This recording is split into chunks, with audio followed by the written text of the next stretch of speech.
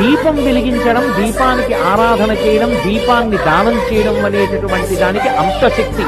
అందుకే దీపం ఏది ఇవ్వగలదు అని అడిగితే అసలు దీపము వలన సమస్తము సాధ్యమే, ఇది అది అని లేదు. దీపేన సాధ్యతే సర్వం సంధ్యాదీపం నమోస్తుతే. సంధ్య అంటే రెండిటి సంధికి సంధ్య అని పేరు.